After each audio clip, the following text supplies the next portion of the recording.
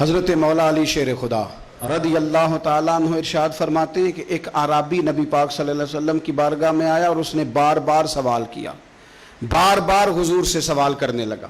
سرکار کی عادت تھی کہ جب آپ کی طبیعت مبارک، مزاج مبارک بڑا ٹھنڈا ہوتا تھا تو آپ سوالوں کے جواب دیتے، اور جب کوئی سوال کا جواب نہ دینا چاہتے تو خاموش ہو جاتے، لیکن اس نے بار بار اصرار کیا نا۔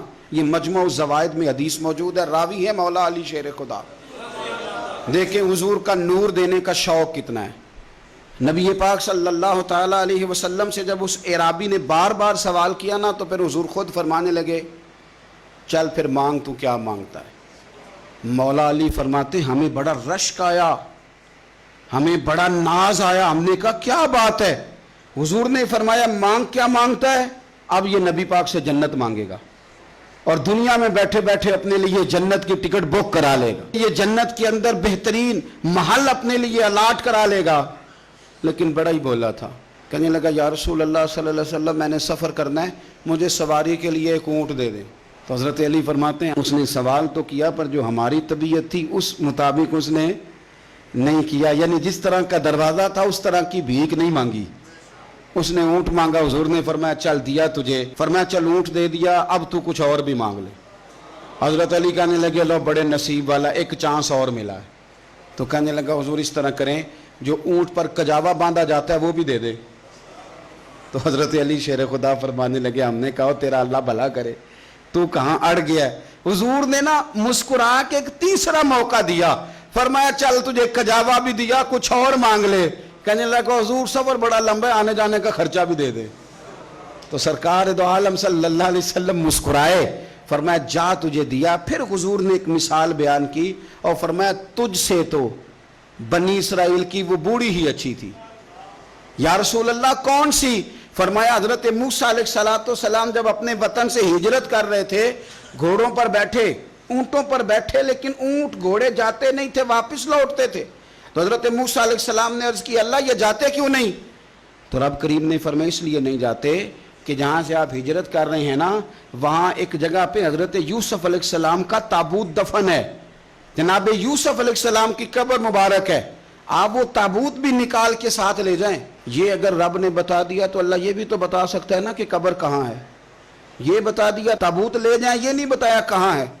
یہ حضرت موسیٰ علیہ السلام آپ خود تلاش کریں گے تو حضرت موسیٰ علیہ السلام نے بنی اسرائیل کے لوگوں سے پوچھا کہ وہ کہاں ہیں تابوت حضرت یوسف کا، تو وہ کہنے لگے ہمیں تو نہیں پتہ، ایک بوڑھی اماں ہے پرانی اسے پتہ ہے۔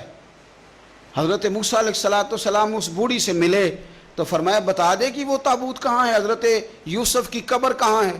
آج لوگ کہتے ہیں مزاروں پہ نہیں جانا چاہیے، تو پڑھو نا یہ حدیث کھول کے۔ نبی پاک صلی اللہ تعالیٰ علیہ وآلہ وسلم فرماتے ہیں کہ دیکھو قبر کا رستہ، مزار کا رستہ بتانے کا وہ عورت قیمت مانگ رہی ہے۔ حضرت موسیٰ کی ملاقات ہوئی تو آپ نے فرمایا اماں تمہیں پتہ ہے جناب یوسف کا مزار کہاں ہے، قبر کہاں ہے؟ کہنے لگی پتہ ہے۔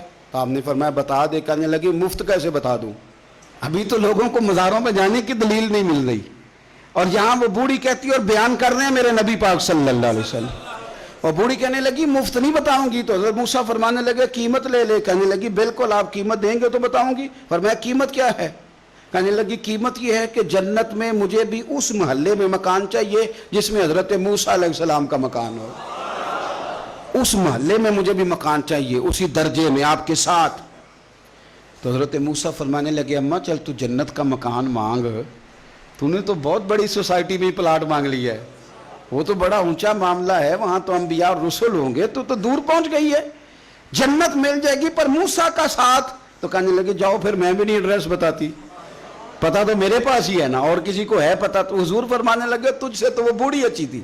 جب وہ بی بی اڑ گئی کہنے لگی نہیں بتاتی، تو حضرت موسیٰ علیہ السلام عرض کرنے لگے مالک اب کیا کرنا ہے؟ تو رب کریم نے فرمایا موسیٰ جنت میں اپنے پڑوس والے مکان کا وعدہ آپ کر لے اور بوڑھی کو وہ مکان عطا میں کر دوں گا، آپ وہ مکان کا وعدہ کر لیں دے دیں گے۔ حضرت موسیٰ نے وعدہ کیا، پھر بی بی نے پتہ بتایا حضرت یوسف کے مزار کا، اور پھر وہاں سے حضرت یوسف کا تابوت نکال کے لے گئے۔ حضور فرمانے لگے اور بولے تو نے کیا مانگا؟ اونٹ، کجاوا، خرچہ، اور کاش میں نے تجھے کہا تھا تو نے کچھ مانگا ہوتا۔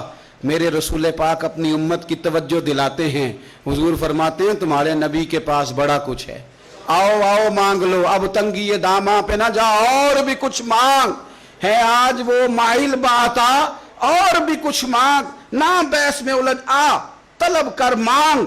मांगा फिर बरेली के इमाम ने, कहने लगे माह मदीना अपनी तजल्ली अता करें। ये ढलती चांदनी तो पहर दोपहर की है।